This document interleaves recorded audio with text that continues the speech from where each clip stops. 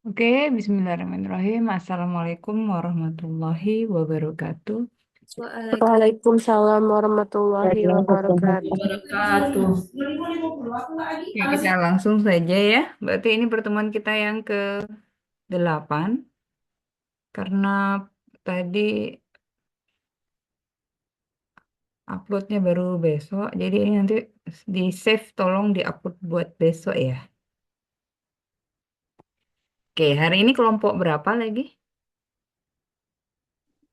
Kelompok 4, Ibu. Oke, silahkan kita langsung aja.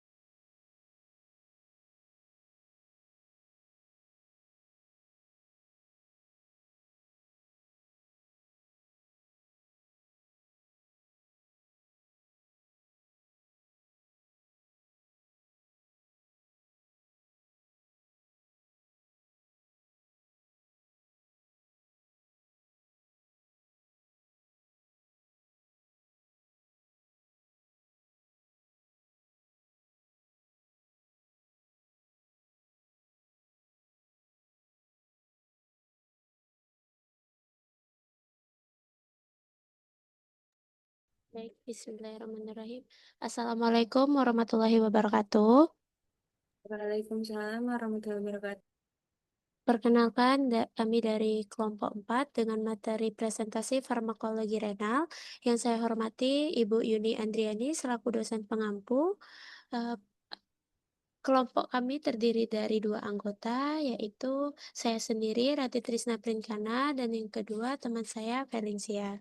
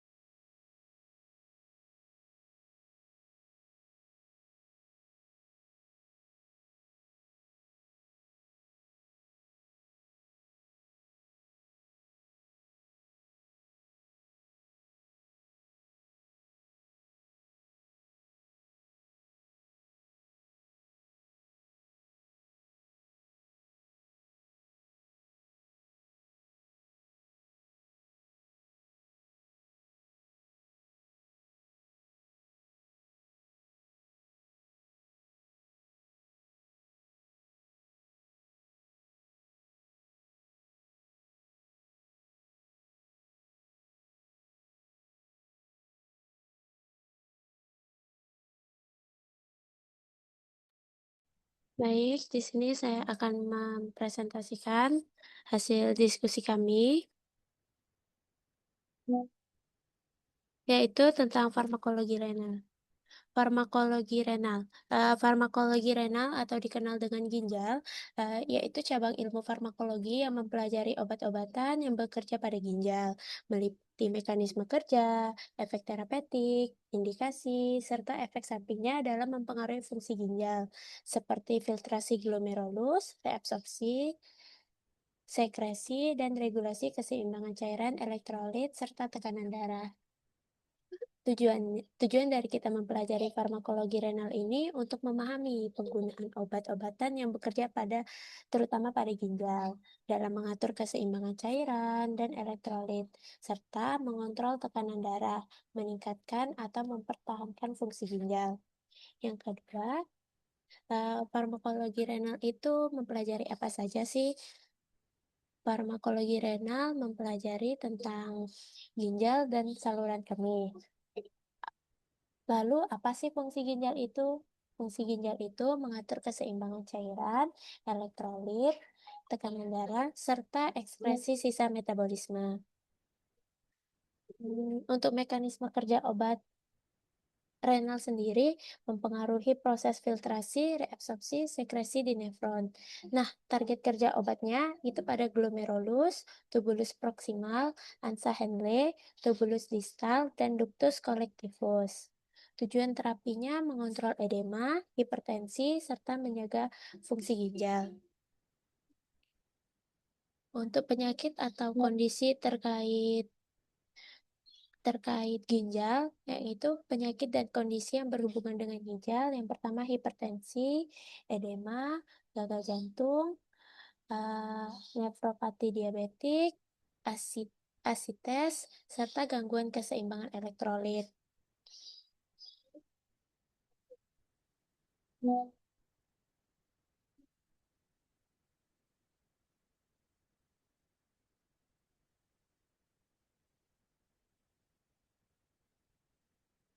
Untuk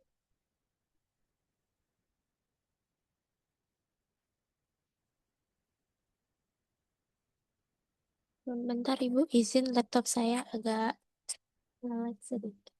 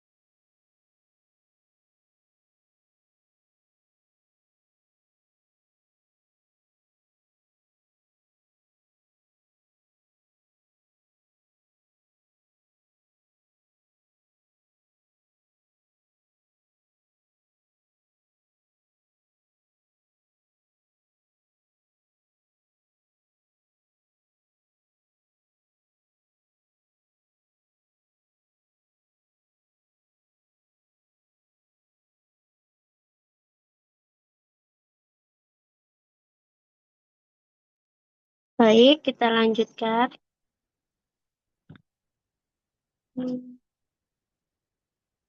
Maaf, ini kita share screen-nya lewat HP ya, soalnya laptopnya lagi ini, Bu. Izin. Tadi sampai di penyakit atau kondisi terkait renal. Penggolongan obat farmakologi renal, yaitu yang pertama diuretik. Diuretik ada golongan diuretik tiazid. Diuretik tiazid itu contohnya hidroklortiazid, indapamid, dengan cara kerja menghambat reabsorpsi natrium di tubulus distal, diindikasikan untuk hipertensi, edema ringan. Kontraindikasinya gagal ginjal berat, hiponatremia. Yang kedua, ada diuretik loop. Diuretik loop, contoh obatnya seperti furosemid, bumetanid, dan torsemid. Dengan cara kerja menghambat reabsorpsi natrium, kalsium, klorida di lengkung Henle untuk meningkatkan sekresi urin. Diindikasikan untuk edema, gagal ginjal, gagal jantung, dan hipertensi. Yang ketiga, diuretik hemat kalium. Diuretik hemat kalium contohnya seperti spironolakton, amilorid. Dengan kerjanya menghambat aldosteron dan menahan kalium. Diindikasikan untuk edema dan hipertensi. Yang keempat, spironolakton dan amilorid. Yang kedua, obat antihipertensi yang bekerja pada ginjal, yaitu ACE inhibitor, contohnya captopril, enalapril. Yang kedua, angiotensin reseptor blocker atau ARB, seperti losartan, valsartan, irbesartan, dan inhibitor renin. Penggolongan obat farmakologi renal ada antagonis aldosterol, seperti spironolakton dan eplerenone. Yang keempat, obat yang mempengaruhi aliran darah ginjal, vasodilator renal, dopamin, fenoldopa, dan prostaglandin. Yang kelima, obat untuk gangguan elektrolit, contohnya suplemen kalium, kalium klorida, kalium sitrat, resin, penukaran ion, natrium poletiren sulfonat. Selanjutnya, materi akan dilanjutkan kepada teman saya, Felin. Sia, dipersilahkan.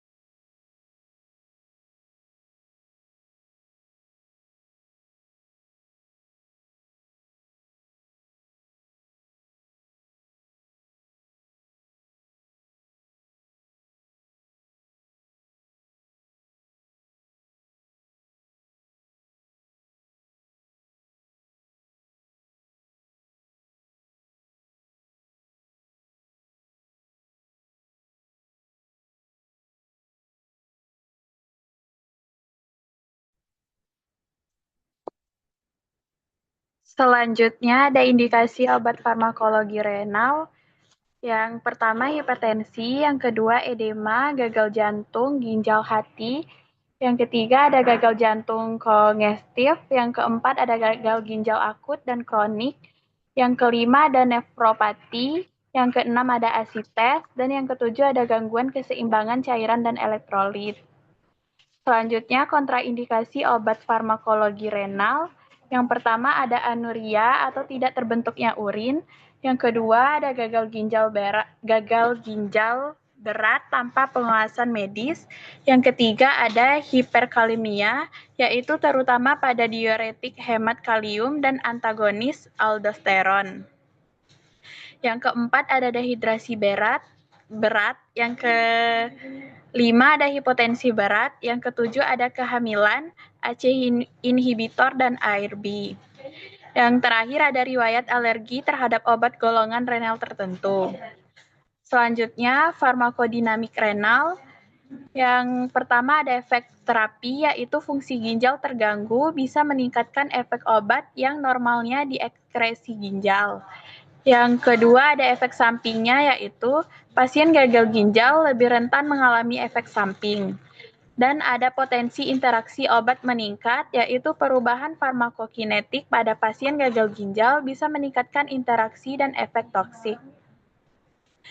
Adapun farmakokinetik renal, yaitu absorpsinya mengurangi absorpsi obat di saluran cerna, yaitu di urina dan ederna usus. Yang kedua, distribusinya perubahan ikatan protein obat, hati-hati pada albuminuria.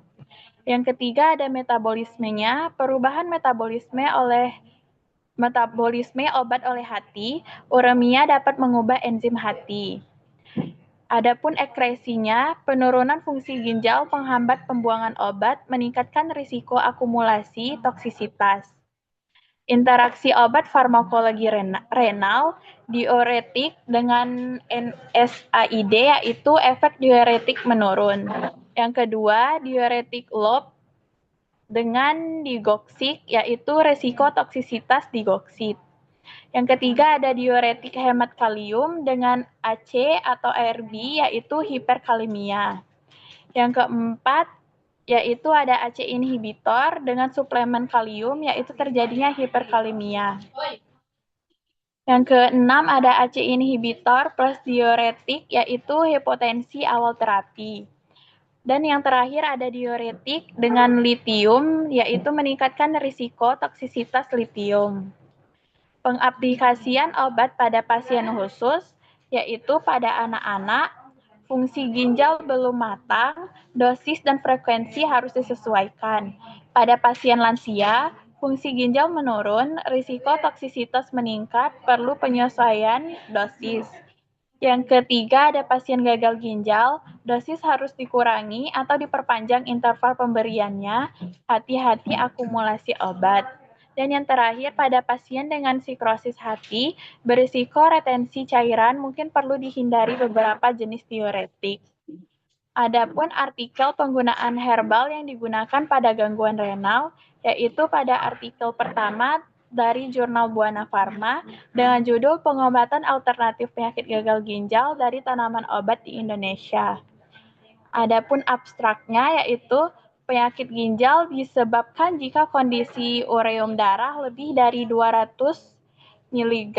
Hal ini biasanya disebabkan karena adanya kerusakan pada jaringan ginjal yang membuat pengurangan massa ginjal, yang kemudian mengakibatkan kejadiannya proses adaptasi berupa hipertrofi pada jaringan ginjal normal yang masih tersisa dan hiperfiltrasi. Penelitian ini bertujuan untuk mengetahui tanaman obat apakah saja yang ada di Indonesia yang dapat digunakan sebagai alternatif penderita gagal ginjal. Penelitian ini menggunakan metode literatur review artikel. Pencarian literatur dilakukan menggunakan Google Scholar dan Publish or Peers yang dipublikasikan 10 tahun ke belakang.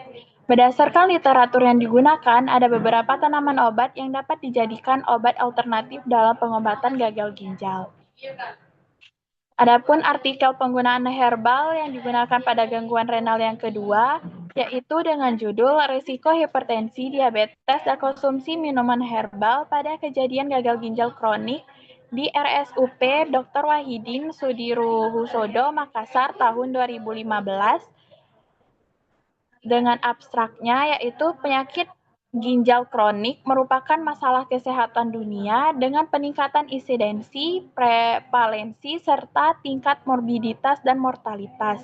Tujuannya yaitu menganalisis besar risiko hipertensi, diabetes, dan konsumsi obat herbal pada kejadian gagal ginjal kronik. Metodenya yaitu pendekatan adalah case control study melalui wawancara langsung dengan responden. Populasi dalam penelitian ini adalah seluruh pasien gagal ginjal yang berobat di RSUP Dr. Wahidin Sudirohusodo tahun 2014. Jumlah sampel kelompok kasus sebanyak 70 diambil dengan teknik purposive sampling dan kelompok kontrol sebanyak 70 sampel. Variabel independen yaitu hipertensi, diabetes, dan konsumsi minuman herbal, sedangkan variabel dependennya yaitu gagal ginjal kronik yang dianalisis menggunakan uji chi-square.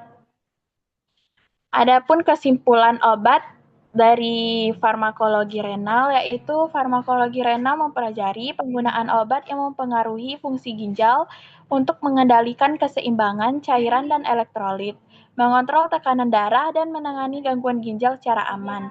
Prinsip penting termasuk pemantauan fungsi ginjal dan kewaspadaan terhadap interaksi obat untuk mencegah risiko efek samping serius. Mungkin ini PPT dari kami materinya dan selanjutnya bisa tanya jawab.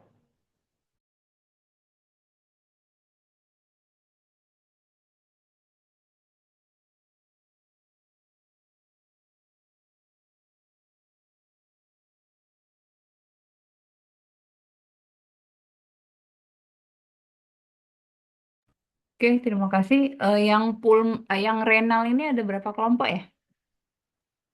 Ada 2 kelompok, Ibu. Cuman yang kelompok 14-nya nggak bisa presentasi, Ibu. Eh, bukannya kelompok 14 kemarin pulmonal?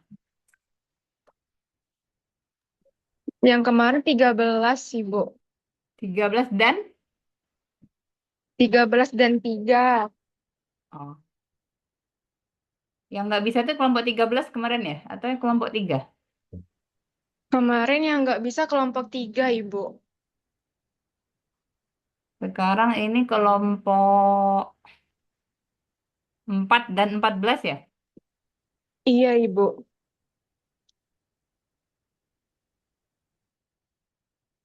Oke. Jadi 4 nggak bisa, 3 nggak bisa gitu.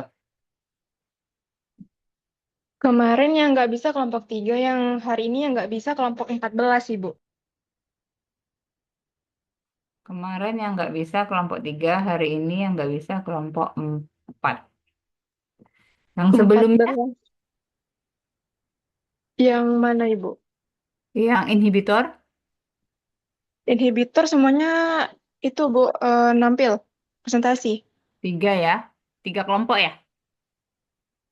2. Kelompok 6 sama kelompok 2 atau 2 dan 12. 2 dan 12. Oke. Saya rekap dulu lah. Ini kelompok kardio kelompok berapa? 5 dan berapa? 5 dan 15, Ibu. Kalau inflamator, izin Kalau aja. inflamator agent itu 6 sama 16. Banyak ya. Sampai berapa kelompok ini? Sampai ini ada 16 kelompok, Ibu. Topiknya kan 10. Oh iya. Yang imunomodulasi, Kalau imuno cuma 1 kelompok, Ibu. Kelompok 7 aja. kelompok 7, kelompok 8 hematopoiesis, hormon 9, GI 10 gitu ya. Iya, Ibu. Kelompok 11 di mana? Kelompok 11 kemarin itu stimulan 11 dan berapa? dan 1.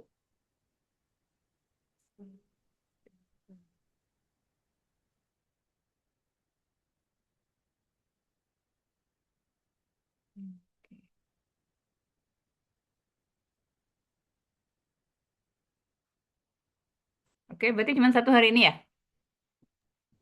Iya, cuma 1, Ibu, karena kelompok 14 nggak bisa presentasi.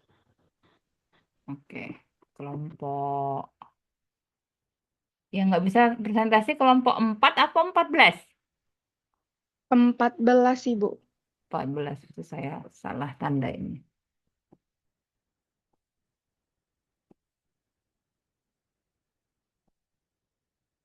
Oke, kelompok 4.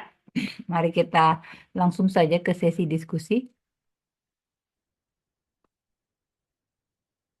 Silahkan teman-temannya eh, tapi sebelumnya saya tanya dulu. Ini kemarin sumber pengerjaannya dari mana ya? Velin dan Ratih, dapat sumbernya dari mana? Dia sederhana memang, enak banget membacanya, namun agak kurang informatif terkait topik yang sesuai format tugasnya.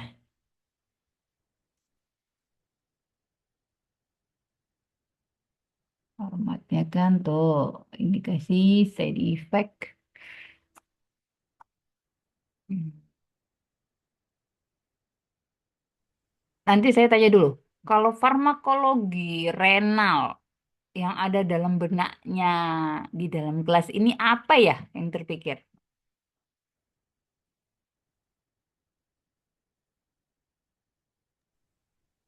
Ekspresi, Ibu, Gimana berarti?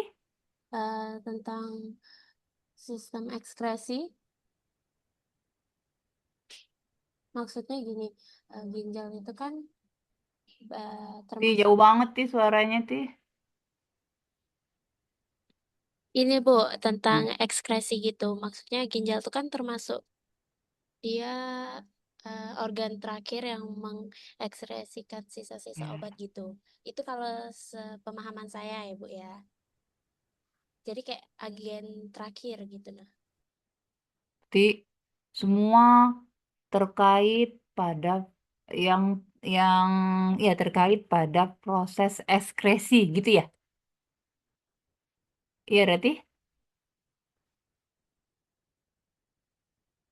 berarti Kalau dikatakan begitu, tapi ya sih. jauh banget suaranya itu. Kayak kayak di goa gitu ya. Tih, padahal di depan slide kan bilang ada renal terkait blood pressure, ada renal terkait pengaturan cairan, ada renal untuk gangguan yang lainnya. Nah, mau kelompokkan gimana gitu loh. Jangan kayaknya pengen mengkelompokkan seperti ini, namun nggak selesai diceritakan di slide ini. Tuh. Ada hipertensi, udem, gagal jantung. Nah, ceritakan yang ini nih. Memangnya farmakologi atau obat pada renal terkait hipertensi itu yang kerjanya gimana? Tuh, masukkan kelompoknya. Soalnya di slide nomor berapa ini? Slide ketiga kan sudah ada.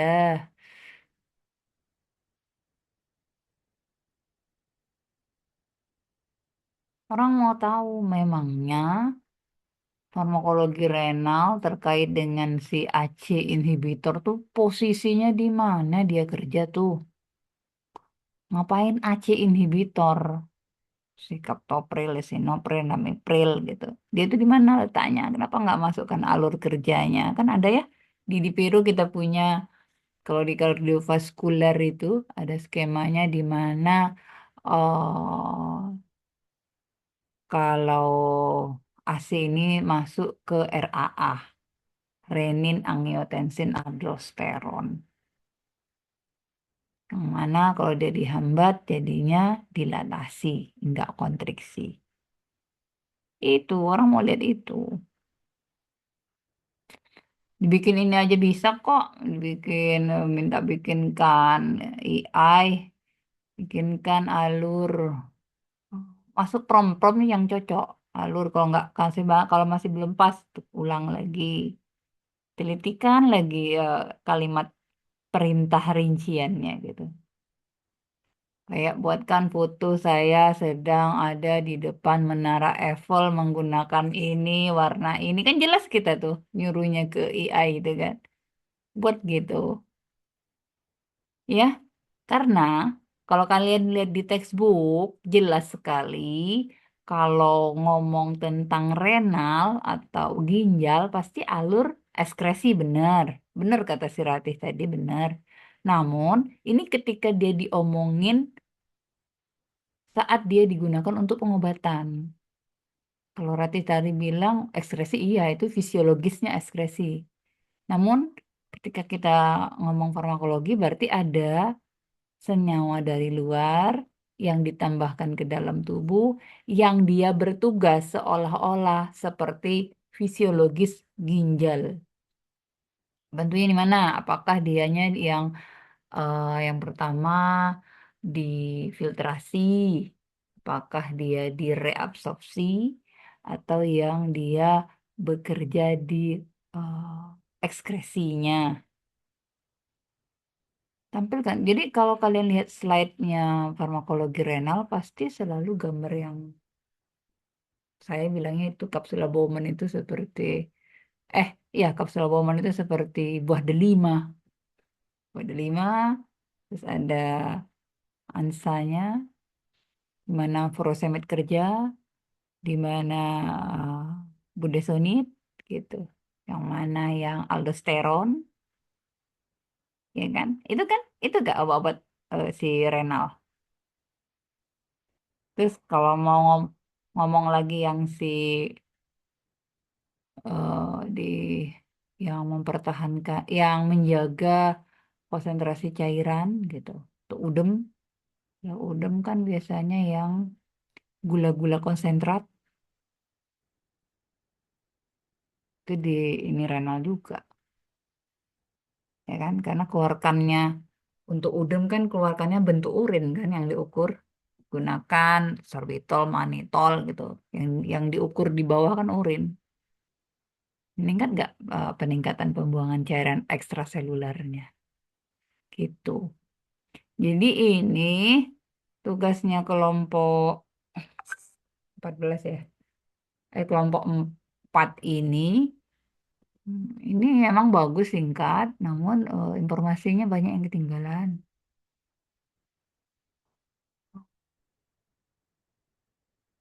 Terlalu singkat ya, Bu, berarti kurang Iya, spesifik ya. heeh. Singkat boleh. Ini bisa nih di slide kalau mau buat tabel juga bisa singkat nih.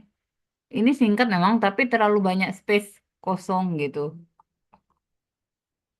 Nih slide 5 mulai mulai Rati dan Velin menceritakan golongan obat. Bisa aja kalau mau mentabelkannya. Oke, saya kirim tadi kan. Tuh, gini misalnya nih. Tuh, yang kalau ditabelkan orang lihatnya tuh udah langsung dapat kontraindikasi, eh, interaksi obat gitu udah dapat. Ya, selalu jangan tinggalkan ini untuk renal. Nah, ini kan nggak nampak obatnya apa aja. Nah, cari yang obatnya. Ini bisa nanti misalnya kalau ini nggak, maksudnya kecapean nyari di sini ya. Google udah ada yang menyajikan, udah siap.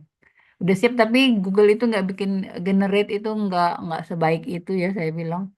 Lebih baik cari yang di ranah akademik. Generate misalnya kalaupun kita beli nggak sedetail kalau kita lihat dari textbook. Itu ya, ini misal cerita. Nah ini, tuh. Ini kan cuma tabel, tapi dia menceritakan banyak hal. Ya, misalnya yang termasuk inhibitor karbonik anhidrase. Kayak mana dianya mengekskresikan si kation, anion, asam urat, hemodinamik renal gitu. Dia sangat jelas. Dan dia tuh di belakangnya ada nih kelompok obatnya tuh. Nah, biasanya kalau kalian ketik aja, ya ntar saya, nih, ini saya udah ketik nih. Ketiknya kayak gini, biar dikasih tempat yang spesifik. Nih, dan pilih juga ada yang renal tapi point of view-nya perawat, nggak dapet yang kita mau cari, nggak pas, ya kan? Terus kalau renal yang ceritakan ini adalah materi kedokteran juga terlalu banyak diagnosanya, kita nggak bagian kita ambil yang bagian kita. Nah, ya makanya ini satu-satu kadang saya lihat mana yang seperti saya inginkan, biasanya saya pedomannya dari textbook gak jauh dari sana. Ya, mau ambil ini juga bisa nih karbonat anhidrase. Namun kalau yang sudah lengkap tinggal diperbaikin itu dah gini. Atau mau kadang saya ambil ini, saya cuma mau ambil gambarnya doang. Ininya saya hilangkan, masukkan tabel lain. Itu yang namanya modifikasi. Modifikasi boleh. Ya, banyak. Daripada repot buat kalau kayak gini kan. Ini bisa dari ini saya punya juga nih kemarin baru beli Canva misalnya. Bisa langsung jadi gitu. Tapi terlalu tuh simple kayaknya anak SD juga belajar ini udah. Anak SD udah belajar ini maksudnya. Saya lihat buku pelajaran anak saya yang SD itu IPAS-nya tuh udah kayak gini lah anatomi. Ih sama gitu. Kok pas saat kuliahan kok macam anak SD juga kan jadinya kan nggak apa ya nggak fit dong gitu. Ya, boleh. Saya bukan nggak boleh. Saya adalah yang sangat mendukung sekali mahasiswa menggunakan alat bantu. Namun, alat bantu hanya alat, saya bilang gitu. Ini banyak banget nih. Apa yang mau dicari? Gitu. Cocokkan dengan textbook. Saya cocokkan dengan textbook. Ini bab 29 renal. Karena memang renal masuk subsectionnya pulmonal sana, renal juga kardiovaskular. Jadi memang kadang nggak terpisahkan renal kardiovaskular gitu. Ya kan? Karena blood blood pressure atau tekanan darah itu dua aja komponennya, yaitu tahanan perifer dan cardiac output. Termasuklah salah satu yang mempengaruhi cardiac output adalah cairan tubuh. Berarti kan ke renal juga. Nah, itu loh yang beda pola-pola pikir sarjananya tuh di sana gitu. Nanti orang cuman belajar AI aja, pandai dia membuat prompt, dikirain udah bisa farmakologi, padahal bukan gitu. Nah, sehingga misalnya ini kan berarti tadi itu minta obat yang kerja pada renal. Tapi misalnya kelompok renal ini mau mengecilkan, mau yang diuresis aja, ya nggak masalah gitu. Atau berbagi dengan kelompok satu lagi, satu lihat diuresis, satu lihat penggunaannya untuk kardiovaskular lainnya bisa gitu. Kalau menganggap renal saja terlalu besar. Ya, jadi jelas gitu. Kalau diuresis berarti diuresis itu karbonik anhidrase itu kelompoknya berdasarkan struktur kimia. Ada diuretik Hansa Henle ya, diuretik loops gitu yang diuretik kuat.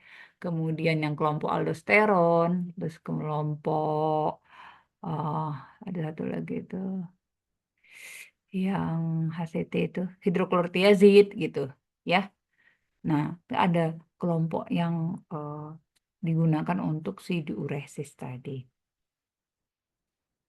Kerjanya gimana empat itu? Kalau diuresis berarti artinya dia tuh mempercepat pengeluaran cairan ekstraseluler. Ya, nah, macam mana cara dia? Kemudian kalau dibagikan berapa kelompok. Nah, masing-masing kelompok itu dia punya efek samping yang berbeda. Misalnya, yang diuretik kuat berarti dia mengeluarkan semua anion gitu dan kation ya. Nanti bisa hipokalemia. Makanya kan ada dikontraindikasikan untuk lansia misalnya.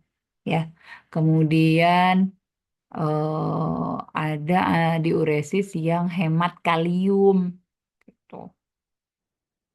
Kan jelas. Kan jelas gitu ya, berarti efek samping, kemudian dia akan menceritakan kontraindikasi, dan berikutnya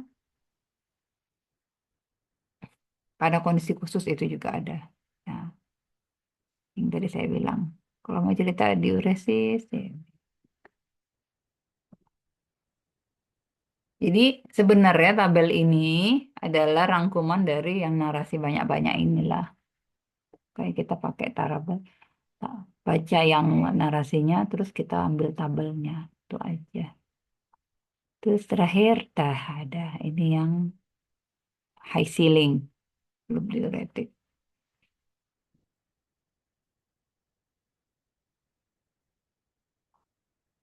Yang nih, kelompok tiazid like diuretik, gitu. Namun, kalau di sini tadi kan banyak. Dia ada 4 kelompok yang diuresis aja, yang untuk hipertensi eh, ada ACE, ada ARB, ya. Kemudian sama antagonis aldosteron.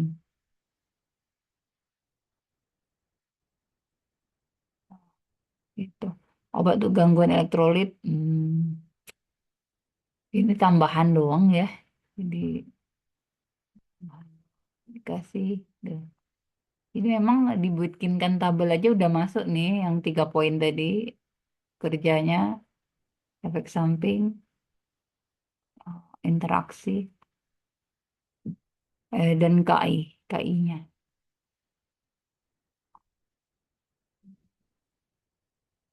Nah ini kalau diketikkan di Google udah keluar tabelnya interaksi obat.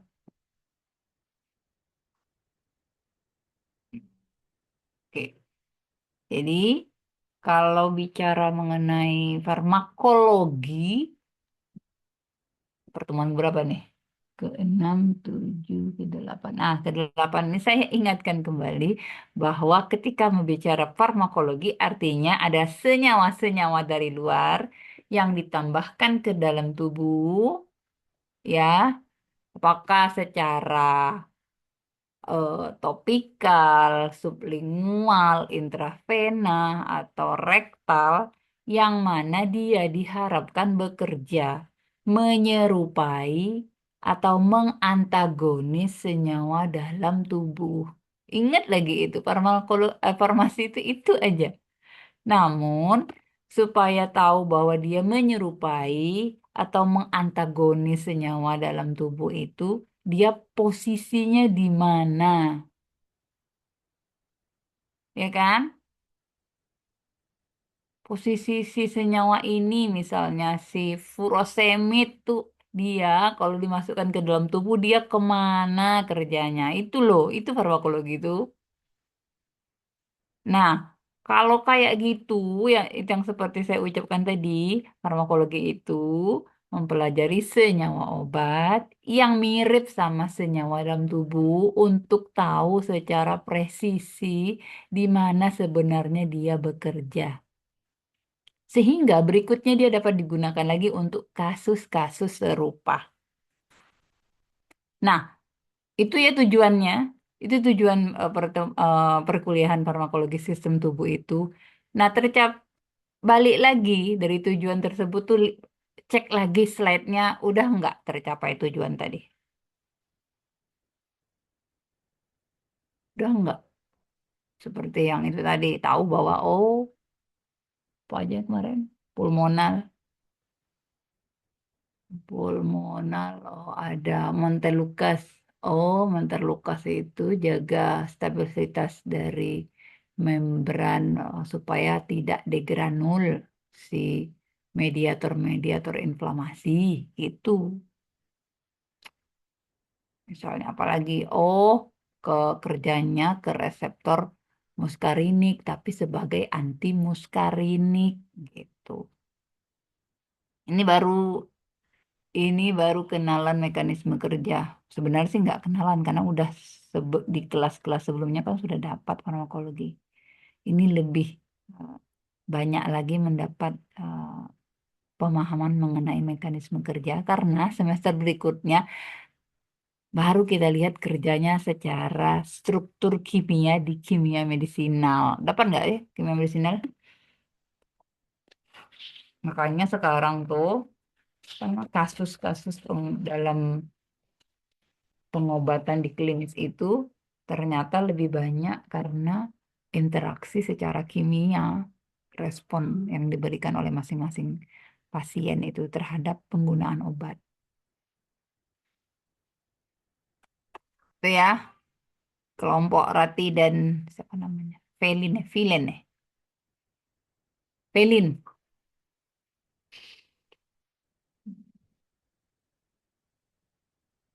Kalau dapat Ratih dan Felin simpulkan dari farmakologi renal ini apa saja? Ya, Felin. Mana Felin?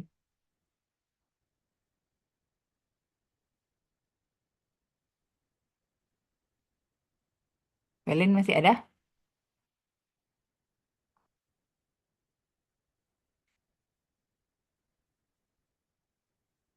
Felin nggak masuk lagi. Ah, tuh ada. Iya, Bu. Felin, jadi apa yang kamu dapat dari pengerjaan tugas ini?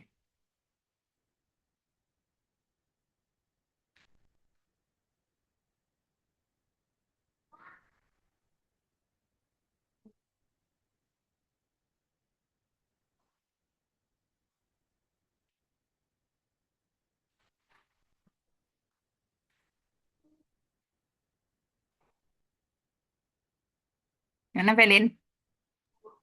Iya, Bu. Itu Bu, ginjal memiliki peran utama dalam eliminasi obat, sehingga gangguan fungsi ginjal itu dapat meningkatkan risiko toksisitas, Bu.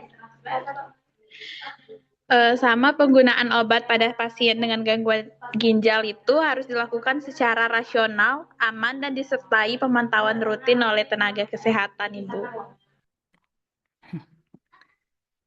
Gimana sih Felin ini? Felin, kalau yang Felin ceritakan itu berarti oh, Felin beda topik lagi. Topik drug induced renal. Sekarang enggak itu topiknya.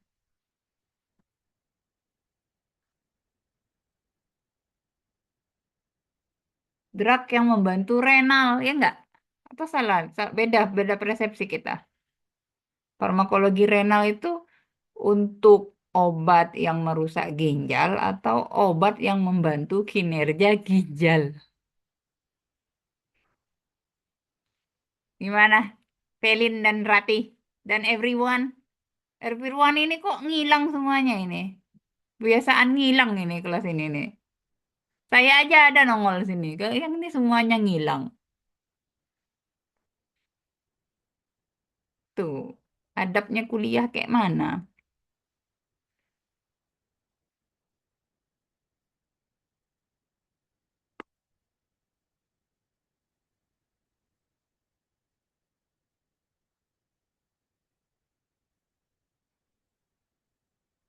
Gimana? Ini obat untuk ginjal atau obat yang merusak ginjal?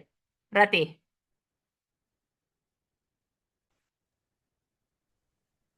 Obat bisa dua-duanya sih, Bu. Dia kan kalau misalkan ini sepemahaman saya ya, Bu ya.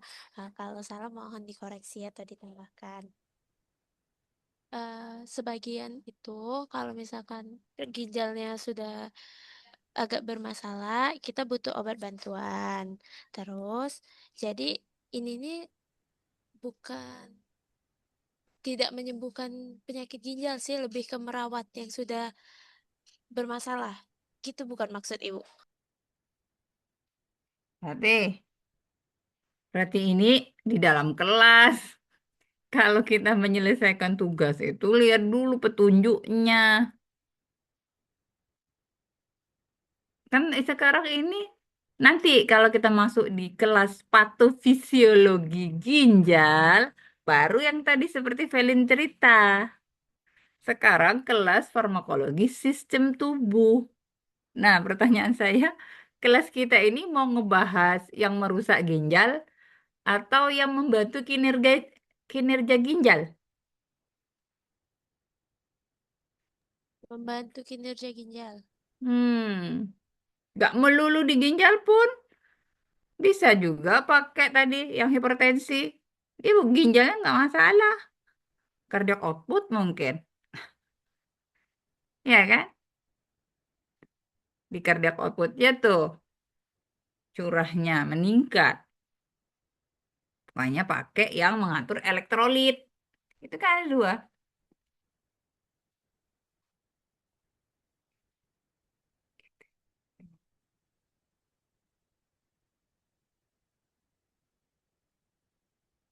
Jadi tukar konsepnya.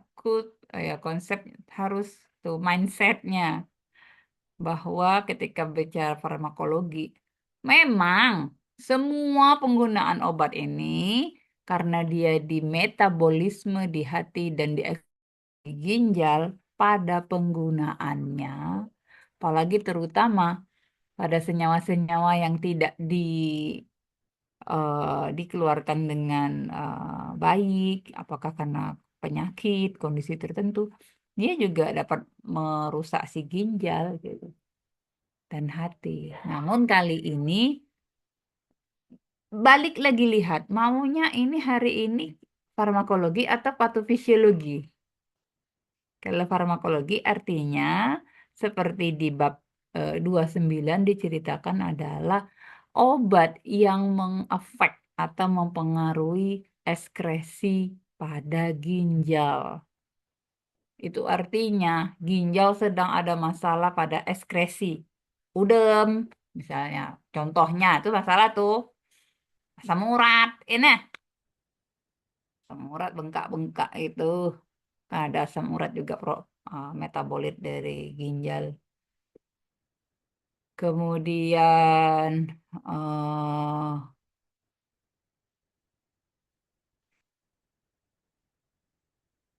apakah dianya tidak bisa membentuk urin, makanya senyawa-senyawa ini ditambahkan, ya, kayak anuria tadi nggak bisa bentuk urin, harusnya ginjal itu fungsinya untuk bentuk urin. Kalau dia nggak bisa membentuk urin, berarti ditambahkan nih, makanya ada farmakologi renal. Itu baru yang satu kelompok diuresis misalnya. Tapi kalau mau lihat kelompok di kardiovaskular gitu, ada juga penggunaan si lain lagi kalau pertemuan berikutnya kan bahas mengenai kardiovaskular. Kardiovaskular ada juga dari sisi si jantungnya. Sekarang ini kardiovaskular tapi dari sisi si renal, makanya ada renal kardiovaskular. Farmakoterapinya itu satu satu subbab itu kardiorenal karena dia memang saling eh, berhubungan. Jadi nggak tahu nanti hati-hatinya dalam penggunaan obat ini apa karena nggak nampak di penyelesaian tugasnya. Nggak boleh nyebut apa, dampak penggunaannya lama bagaimana, nggak ada. Ya, gitu. Nah, satu pertanyaan terakhir buat kelompok renal, silahkan. Kelas, silakan kelas menanyakan yang sudah mengerjakan tugas. Di sini ada Ratih dan Felin ya.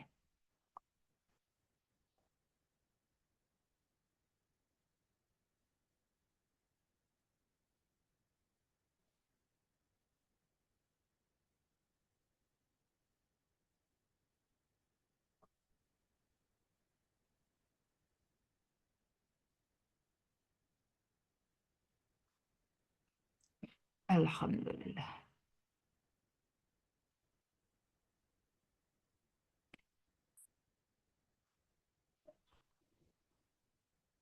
Nggak ada?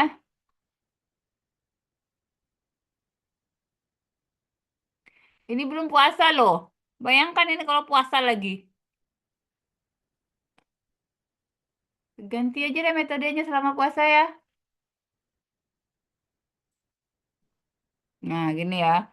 Karena puasa kan pasti lebih malas lagi nih. Sekarang aja nggak ada rajinnya ya. Puasa lebih banyak lagi effortnya. Jadi, yang punya tugas ini nih, setiap kelompok yang belum presentasi, yang sudah presentasi tinggal melengkapi seperti yang saya kirimkan ke masing-masing orang. Silahkan dilengkapi. Saya tunggu revisinya di dalam Drive. Tapi lapor ya, Bu, sudah revisi, tetap lapor. Kemudian yang belum presentasi silahkan dibuatkan videonya saja. Oke? Apakah mulai dari kelompok kardio sampai gastrointestinal. Dibuatkan videonya saja, silakan mau menggunakan alat bantu apa. Tapi enggak, tapi harus berbasis science base. Ah, dasarnya dari science gitu. Jangan buat videonya dari Canva, videonya terlalu ringan ya. Ringan memang ya tujuannya itu, tapi nggak ada informasi dal informasi ilmiahnya sangat minim, yaitu tidak diharapkan. Jadi kita buat seperti itu aja, apalagi nanti mau bulan puasa, makin apalagi nih jam segini ya, merencanakannya jam 2 itu mau merencanakan kuliah jam 2, yang ibu-ibu pikirannya sudah mau beli lauk ataupun yang lain yang sedang bekerja. Jadi untuk memaksimalkan, silahkan membuat videonya, nanti setiap waktunya video itu bisa kita putar, kemudian melakukan review terhadap video tersebut. Jadi videonya mungkin kita pakai waktu setengah jam ya, setengah jam aja, karena 1 jam itu sudah hilang konsentrasinya. Maaf Tapi Ibu, sudah ada izin video. bertanya Ibu. Iya, Ibu. Ini video gimana ya Ibu maksudnya? Tanya sama kawannya aja, Bu. Kawannya sudah tahu kok. Yang dalam kelas ini udah pada tahu Ibu. Sudah. Ya harap maklum Ibu, kan nggak nggak paham buat video Iya, sama, Bu. gimana. Banyak, Bu. Banyak alat bantunya. Banyak sekali. Maksudnya Tinggal, video membahas tentang yang tugas yang Ibu kasih per kelompok itu. iya. Kan berarti kan satu kelompok kan 2 orang itu. Jadi videonya masing-masing. Karena kan nggak Maunya satu gitu. tempat. Maunya seperti itu ya? Udah jadi videonya gimana untuk menggabungkan kalau kita nggak satu tempat Ibu? PPT aja bisa digabungin nggak satu tempat. Ngapain video nggak bisa, Bu? Ya saya kurang tahu Bu, maka saya bertanya. Iya, ini saya juga kasih tahu, Bu. Ibu Erin sama siapa? Sama Siska Rani. Siska mana orangnya? Siska nggak ada? Saya ini kan agak gaptek Bu, jadi memang kurang paham Bu. Maksudnya Coba aja gimana Siska buat yang buat, video. Bu. Ibu Ya, buat isinya, Siska buat videonya. maksudnya isi kayak PPT ini. Iya, Nanti Siska yang buat videonya gitu. atur aja, Bu. Ibu kan kelompok. Iya. Oke, jadi yang teman-teman ini udah pada tahu nanti saya tanya Bu. Iya. Oke Bu. Kalau tidak lancar, silahkan Ibu lihat di YouTube. Nanti saya kirimkan juga videonya di grup. Cara membuat video. Ibu Atau boleh langsung nanya, aja di Ibu. record. Pakai Zoom bisa record. Zoom itu bisa kita yang gratisan bisa 40 menit. Saya nggak minta sebanyak itu karena kan cuma 15 slide sampai di bawah 6 menit lah. Karena banyak-banyak juga nggak terlalu suka melihat video panjang. Jadi Simpulan berapa saja menit yang tadi Bu? terlalu. Jadi Mana? videonya berapa durasinya Bu? 6 menit aja udah banyak itu, Bu. Oh, itu tadi kok saya dengar tadi apa salah dengar saya Bu ya? 30 menit tadi itu apa setengah jam tadi Bu? Setengah jam nanti pas jadwal pertemuan kita, Bu. Oh, iya oke. Kan Kirain bosan, Bu. buat videonya, Kalau kirain buat melihat videonya video selama 30 30 menit menit, Ibu. terus mendengarkan 30 menit, bosan ibunya. Sekarang Oh aja iya, udah bosan. ya itu makanya saya beda ngerti 1 menit beda ngerti Bu. Maaf Ibu, apalagi 30 menit. Nggak apa-apa, Bu. Karenanya Oh, makanya belajar kan, dari nggak ngerti kita belajar. oke Bu, nanti saya tanya adik-adik nih Bu. Ya, Bu. Kasih ya Bu. Di Diklat, di Prajab semuanya sudah pakai video. Belajar boleh belajar mandiri, kemudian dinilai dari apakah yang sudah diberikan itu dapat diaplikasikan. Itu tujuannya. Karena kan Ibu pilih kelasnya ini kan, pilih kelasnya tidak bisa bertatapan langsung, oke. Berarti kita lakukan secara virtual, penilaian juga dilakukan bisa secara virtual. Makanya itu kombinasi antara ilmu dan juga teknologi. Ya dah, Bu, kalau nggak tuh Ibu harus datang ke Jambi terus, Bu, kuliah. Maaf Bu, kalau nggak datang nggak bisa Bu. Kan memang Iya, kuliah makanya kerja, ini Bu. kan enak. Ini kan kita tetap bisa melakukan perkuliahan, tapi Iya. kinerjanya akhirnya banyak menggunakan alat bantu teknologi. Nggak apa-apa, itu kemajuan zaman. Ya, Bu. Jadi jangan Iya, merasa Bu. aneh ya, Bu. Iya, Bu. Ini Oke, maaf jadi ya, Bu, tadi minta tolong kakaknya semua diam saya orang di telepon. dalam kelas, kalau temannya ada yang tanya, kasih tahu. Jangan pelit, ilmu itu kalau dikasih nambah banyak. Ya, Reti, bisa. Saya juga kemarin ditantang suruh presentasi presentasi di Bandung nggak bisa datang, buat aja videonya, Bu. Bisa, Bu. Nggak tahu juga, saya dari nggak tahu juga. Cari-cari tahu, akhirnya ya bisa. Apakah mau menggunakan PPT, ataukah mau pakai Canva, atau pakai Zoom bisa di-record. Saya nggak minta banyak, karena kalau banyak nanti filenya besar. Yang bisa dikirimkan yang durasinya cuma 6 menit lah. 6-5 menit itu udah banyak. Oke? Ya, sepakat kita ya. Karena daripada yang ngilang-ngilang ini, tiba waktunya dia nggak ada. Tiba waktunya dia berhalangan. Oke, berarti siapkan videonya. Dia nggak mungkin berhalangan mengupload tugasnya. Siap? Oke? Mungkin Baik, Ibu. Bu. kan kita Kasih. sampai di sini. Ada lagi? Nggak ada, Rin? Ibu. Nggak ada lagi, Ibu. Oh iya, karena mau ada perkuliahan lagi, kita cukupkan sampai di sini. Saya tutup dengan mengucapkan alhamdulillah. Assalamualaikum warahmatullahi wabarakatuh. Waalaikumsalam. Waalaikumsalam warahmatullahi wabarakatuh. Terima kasih, Terima Ibu. kasih, Bu.